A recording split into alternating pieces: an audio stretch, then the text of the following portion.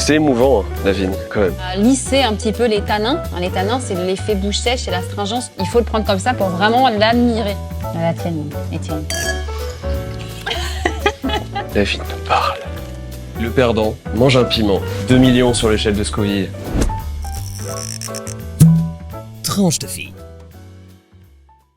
Salutations, c'est Richard et bienvenue sur ma chaîne La Tranche de Vie. Aujourd'hui, qu'est-ce qu'on va faire? On est au château Marquis de Termes à Margaux, dans la région du Bordelais. Et ce qu'on va faire aujourd'hui, c'est qu'on va aller voir Émilie, qui est sommelière de formation, et elle va nous apprendre comment déguster proprement le vin. Moi, j'adore le vin comme ça.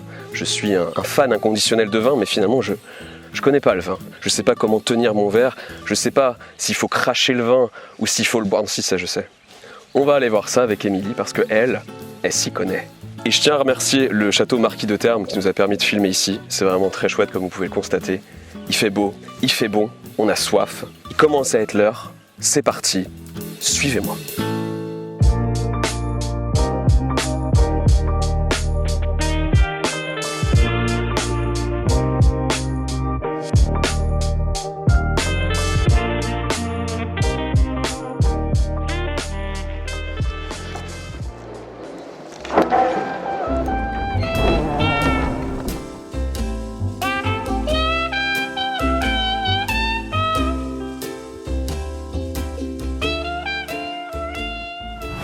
Bon bah Émilie, du coup, on est au château Marquis de Termes pour que tu nous apprennes à déguster le vin. Est-ce que tu pourrais te présenter en quelques mots?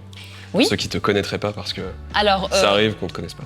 Alors, donc moi je suis sommelière de formation. Je travaille dans le monde des grands crus classés en 1855 dans la région du Médoc, dans le nord de Bordeaux. Je suis dans le monde de l'œnotourisme et de la sommellerie, voilà, donc dans la dégustation de vin. Et c'est quoi, tu dirais, la différence en gros entre un sommelier et un œnologue? Alors l'œnologue, c'est vraiment le scientifique du vin, donc vraiment qui a des connaissances techniques. Très techniques. Ça concerne vraiment la partie chimique, l'élaboration du vin. Alors que le sommelier, c'est un peu plus poétique, si je puis dire. L'alchimiste. En fait, c'est vraiment plus l'art de servir le vin. Donc, c'est l'art de la dégustation. D'accord. Et l'accord mais vin également. Mais en fait, c'est très très large le monde de la sommellerie. Voilà. Donc là, je vois qu'on a du château Marquis de Termes. Oui. Millésime 2017. Est-ce que tu peux nous en dire quelques mots? Alors, sur ce vin, Château Marquis de Termes, c'est un grand cru classé en 1855. Donc, c'est une classification des vins du Médoc qui s'est faite en 1855. Ce sont les vins qui se sont très bien vendus au XVIIIe siècle. Déjà au XIIe, vous avez Aliénor d'Aquitaine qui s'est mariée au futur roi d'Angleterre. Et donc, de par leur union, il y a eu un échange et un commerce très important entre Bordeaux et l'Angleterre. Et donc, au fil des siècles, on a commencé à parler de crus dans le Bordelais parce qu'on faisait du vin. On les appelait les French Clarets.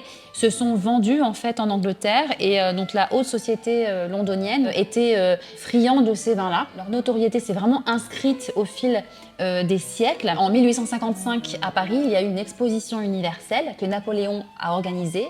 Et donc Napoléon, durant cette exposition-là, voulait vraiment que l'on que l'on fasse la promotion de ces vins-là. Ouais. Et donc, il a demandé au syndicat des courtiers de Bordeaux d'ériger une liste des meilleurs crus, des meilleurs vins qui se vendaient à cette époque-là. Il y a 61 grands crus, donc 61 châteaux qui sont dans cette classification. D'accord. Qui sont dans les alentours là, qui sont des vins. Qui sont dans le Médoc. Cette classification est immuable.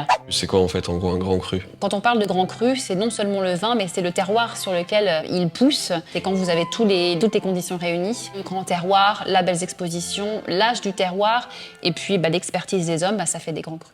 Très bien. Là, on passe aux choses sérieuses. La bouteille est ouverte. Comment on procède? Un verre de vin. Donc là, c'est un vin dont la tulipe est un peu plus resserrée. Hein. Tulipe? La tulipe, en fait, le ventre, le contenant, si tu veux. Ça s'appelle la tulipe? Ouais, en fait, t'as plusieurs termes. Mais en gros, par exemple, si tu prends des verres à Bourgogne, tu remarqueras, ils sont beaucoup plus larges. La tulipe est plus large. Ça va aider à sublimer les arômes du vin. Donc là, c'est des vins qui sont quand même assez puissants. Donc on va avoir tendance à concentrer les arômes dans ce type de contenant. D'accord. Alors que les Bourgognes, on va avoir tendance à vouloir les exalter.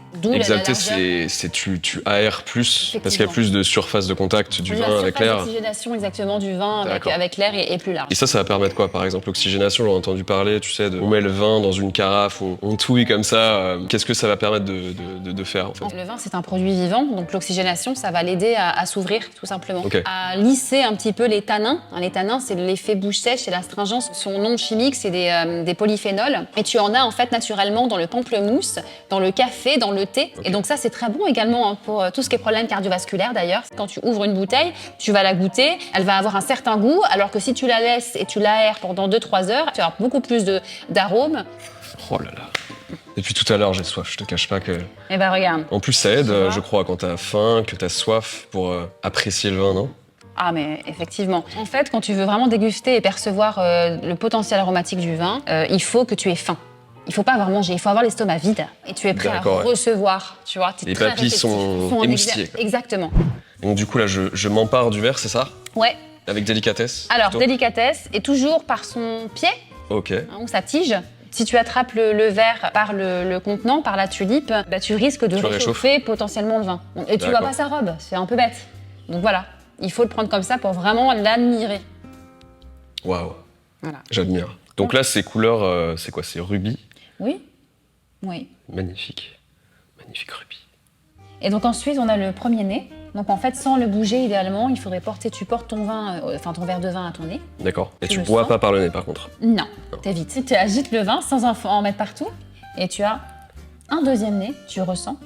Et donc là, tu as les mêmes arômes un peu plus intenses. ou C'est un peu- vrai, ouais, on sent bien, ouais. On est sur des notes de fruits rouges, fruits noirs et sur des petites notes d'épices également. Oh, j'arrive sympa. tellement pas à sentir tout ça, en même temps, c'est terrible. À dénoter ce que Après, t'as dit, si quoi. tu te concentres sur ce que je viens de dire, par exemple les fruits rouges, est-ce que ça te parle quand tu le sens? Ouais. Ouais, totalement. En fait, c'est quand on sent de prime abord, quand on n'est pas habitué à déguster, on va pas forcément discerner les arômes. Mais il suffit que le cerveau le sache, qu'on suggère au cerveau tel ou tel arôme. De l'autosuggestion, un petit peu. Ouais. Pour qu'en fait tu les trouves. Le troisième nez, c'est quand tu as fini de boire ton vin, c'est la fin de l'après-midi, Ah ouais. et qu'en fait ton verre il est vide, et ben là, tu ressens ton verre, t'as plus de vin, et ben t'as un troisième nez. Et là, c'est complètement ouvert. Ah, donc ça se développe, ça évolue vraiment, Ouais. jusqu'à ce qu'il n'y en ait plus, ça Ouais, évolue, de toute ouais, façon. ouais. Exactement. D'accord. Ouais. C'est un produit vivant. C'est pour ça qu'il faut le respecter comme un être vivant. Exactement. D'ailleurs, le droit des animaux s'applique au vin, il paraît. Non, c'est pas vrai. Et donc, excuse-moi, c'est un réflexe. Quand on Quand on a soif, on quand boit. on a soif, on C'est un boit. réflexe. Mais quand on veut déguster, on s'assure toujours que le vin est sain, qu'il n'y a pas de défaut. Et donc, D'accord. on Tu le humes, quoi. Tu... on le sent, Ouais. et puis on le goûte. Et c'est quoi le petit... Comment tu fais ça? Ça, en fait, on fait passer un peu de l'air dans la bouche pour le rétro-olfactif. Diffuser un peu, ouais. Pour rediffuser les arômes Ouais. dans le système rétro-olfactif. Voilà. C'est ton nez qui va percevoir les arômes, pas ta bouche. Ta bouche, elle va percevoir des saveurs. D'accord. L'acide, l'amer, le sucré, le salé. Et puis après, une fois que tu as avalé ou que tu as recraché, tu analyses la longueur du vin en bouche. Si ça reste longtemps ou pas du tout, si ça s'est complètement oublié après 2 secondes. Quand tu veux quantifier la longueur du vin en bouche, tu comptes des secondes. Et en fait, les secondes, ce sont des caudalie. En fait, dans le monde du vin, des fois, ils sont D'accord. un peu foufous. Et là, tu dirais sur lui, ce serait combien? J'aimerais servir un verre, du coup. Parce que... Tout est prétexte à boire ici. Hein. La tienne, Étienne. Ah non, pardon, Richard. Ouais, c'est Richard, ouais. Il est bon, hein, parce qu'il est équilibré, il est pas trop tannique. Il y a Combien une- de caudalie?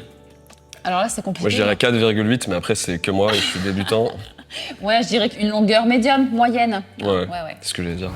Souvent, les voilà. vieux vins, ils sont quoi? Ils sont plus foncés, plus... Plus clair. Les vieux vins clair. sont plutôt plus clairs. Généralement, sur Ok. des très vieux vins, on est sur des couleurs plus pâles, rouge brique. Puis après, ça va aller sur le orange, voire l'ambré, et très très clair. Alors, tu as des familles, en fait, tu as D'arômes. plusieurs familles d'arômes. Tu as la famille des fleurs, des fruits, empyromatiques, le végétal. Empyromatique. Empyromatique, c'est tout ce qui est un peu brûlé, épicé. Épicé, je vois ce que c'est. Moi, j'adore les vins du sud, du genre... tout ce qui est Cahors, tout ce qui est... voilà. Voilà, t'as Tu plusieurs. vois, c'est pour ça que je suis venu te voir, notamment. Toi, quand tu goûtes, quand t'es amené à goûter plusieurs vins, c'est crachoir, quoi. Ouais, lors de dégustation professionnelle, t'as énormément de vin à goûter, donc t'es obligé de cracher, parce que sinon, t'es bourré, quoi. Certains puristes ne crachent pas. Voilà. Non, mais là, tu vas t'étouffer. Tu fais des bulles, en fait, avec ton... Ouais, tu c'est fais des bulles.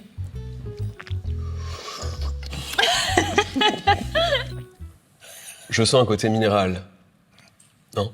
Oui, tu peux avoir une certaine minéralité aussi Oui, tout à fait. Après, la dégustation, c'est vraiment propre à chacun. Sans Tu le peux terroir. percevoir des arômes que je ne percevrais pas, donc ça sent le terroir. Et les grosses bouteilles, là, c'est... Là, tu as le millésime 2018, le 2013, et là, le 2016. Et là, c'est une bouteille normale, 75 centilitres, un magnum, 1,5 litre, et un double magnum, 1,3 litres. Qui sont pratiques quand tu as une grosse tablée, par exemple. Quand t'as un gros chagrin d'amour, quoi. Ou quand tu as un gros chagrin d'amour, ouais. C'est le plus long tournage de toute ma vie. 15 gorgées. Moi, j'ai craché, là. Il y a tout ça de craché. Ouais, mais toi, tu craches, faut pas cracher comme ça. C'est que Bon, je- ça, après, Maurice, il va boire. Bon, c'est un petit peu général comme question, mais par exemple, imaginons, j'ai un repas de famille. Est-ce que tu aurais des recommandations, on va dire, de vins, de bouteilles Bien qui sûr. ont un bon rapport qualité-prix, quoi? Alors, généralement, moi, j'ai tendance à privilégier les accords régionaux. Tu fais avec le terroir, quoi. Tu fais le T'essayes de- terroir. ouais. Par exemple, ici, un produit gastronomique purement médocain, c'est l'agneau de Pauillac. L'agneau va se marier D'accord. très bien avec un vin du coin. Et ça s'appelle un accord naturel. Et pour moi, c'est ce qui est le mieux. Il y a une tendance aujourd'hui, les jeunes, ils ne stockent plus de vin. Ils boivent plus de vin vieux. Les jeunes maintenant, Ils veulent boire la des- villageoise, quoi. Alors, pas de la villageoise, mais des vins qui sont plutôt sur le fruit, faciles à boire et rapidement. Oui. Quoi. À Voilà. ton avis, c'est dû à quoi, cette tendance? Parce que des vins avec un grand potentiel de garde, c'est quand même un coût. C'est un coût de stockage également. Donc, il faut avoir les installations chez soi pour pouvoir les conserver. Il faut aussi avoir les outils intellectuels pour pouvoir les savourer. Moi, je C'est les ai pas, les surtout outils ça. intellectuels, je peux te le dire. Par contre, j'ai les outils au niveau du foie. Je les ai, ça, c'est D'accord. sûr que je les ai. Non, mais en tout cas, effectivement, ce que tu disais aussi, le plus important, c'est déjà d'être dans les bonnes conditions pour déguster le vin. Mais au-delà Ouais. de ça, c'est de l'apprécier, même si on ne sait pas exactement dire. Il y a des notes de réglisse, de ci, de ça. Ouais. Ah oui, c'est sûr, avant tout, c'est se faire plaisir. Ça fait plaisir de te rencontrer aussi pour faire une première approche simple, on va dire. Bah, ça me fait Niveau plaisir débutant, aussi de partager ça avec toi. Et ben écoute, plaisir partagé en tout cas. On retrinque pour la 15e fois. Voilà, Richard, j'espère que j'ai éclairé Ma lanterne. la lanterne. Eh ben écoute, ouais, en tout cas c'est une première ouverture à un monde que je connais pas du tout. Et je crois que tu nous as préparé un petit jeu.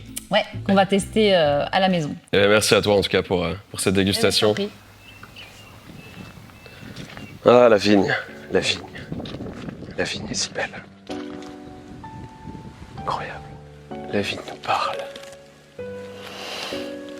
C'est émouvant, hein, la vigne, quand même. Tu sens l'énergie du terroir ici, tu vois. Je comprends qu'il y a des gens qui deviennent alcooliques avec ça. C'est par le terroir que le sol parle. C'est le sol qui nous raconte quelle a été sa vie, quels sont ses sentiments à travers le vin que l'on boit. Bonne campagne. Le jeu de l'oxygénation, c'est quoi? Un seul vin, 3 stades d'oxygénation différents, fermé, ouvert et carafé. 2 joueurs, mon fidèle acolyte Maurice et cadreur qui va venir me rejoindre, et moi. Le perdant mange un piment, et pas n'importe lequel, c'est le piment Carolina Reaper, 2 millions sur l'échelle de Scoville. Installez-vous. Le truc, c'est que Émilie, ici présente, fait coucou Émilie, voilà. Émilie va venir en fait verser une bouteille de vin, le même vin, dans chaque verre. Et les verres qui ont le même numéro ont le même contenant. On te laisse verser, c'est parti. Émilie a versé les verres, a versé le vin. La fatigue est présente. Et je pense que ça va pas s'améliorer. Donc il y a une bonne combinaison à trouver. Et les perdants, même si on perd tous les deux, c'est 2 millions sur l'échelle de Scoville dans la gueule. Et ça sera pas agréable. C'est parti. Moi je pense que je vais commencer par... Ah non, faut pas le touiller.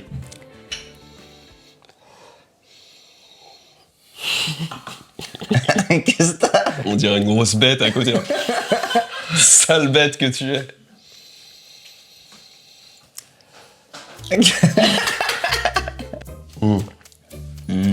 C'est pas évident. Il y en a un, il se démarque des autres, mais le piment, il va y passer. Ah, attends, putain, je suis sûr de me gourer. Je sais pas, moi j'ai pas l'habitude. Hein. J'ai presque la réponse là, je suis pas loin.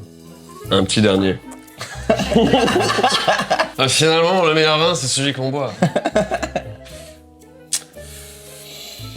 Tu gardes ça en mémoire. Et ça, c'est là. Bam! Eh ben, mon gars, le piment, c'est pour qui? Bon, je ressens, mais... Bon, ok. Vous êtes sûr de vous? Commençons par celui qui est fermé. Ok. Ok. C'est le numéro 3. Oh putain, putain, mec. Tu vois, il y a quelque chose qui se passe là. Celui qui est ouvert, c'est le numéro 1. Putain, je t'ai baisé. Oh Putain de merde, arrête. Je t'aime. Mais vas-y, par solidarité, je vais écouter quand même le piment. C'est vrai. Ouais, ouais. Ah, c'est adorable. Je suis curieux. Entre le ouvert et le carafé, tu sais, ça a plus un goût évasif. C'est comme si je dirais pas que t'as mélangé de l'eau avec du vin, quoi, mais tu sens quand même une différence légère entre les deux. Bah, si ça a été dur pour Émilie, j'ai envie de te dire, on était dans la merde depuis le début en fait. C'est pas évident, ça se trouve, je me serais gourée aussi. Hein. C'était un jeu pour perdre quoi. La petite morale de cette expérience, c'est que quand t'as un vin tannique, c'est plus sympa de l'aérer pendant quelques temps en le mettant en carafe. Le vin, pour qu'il soit plus souple, c'est ça, que l'aspect tannique soit moins prédominant. Tiens, ton sandwich. Bon, gros, c'est avec un grand honneur que Tienne. je t'ai rencontré. Ok. Attends. Et j'essaie vraiment d'être poker face. Demandez-moi des trucs, j'essaie de rester normal. Alors, ça pique pas? De quoi? Le piment. Quel piment? Sinon, t'as passé une bonne journée? En vrai, c'est un peu éprouvant, mais ça s'est bien passé. Du coup, ça va? Ah. Ouais.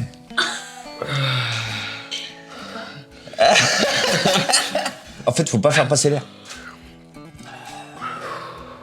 Oh putain, le lait par contre, ça te met tout de suite, ça te prend dans les bras. C'est quoi ton ressenti un petit peu?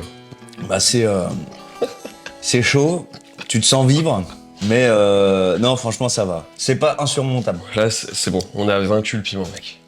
Tu prends ça, t'as plus de coronavirus, à mon avis. Ah, mais moi, je préfère la vinasse, hein, définitivement. Le pinard. Bon, les amis, on va tout finir. Hein. Pardon. J'ai dit pas.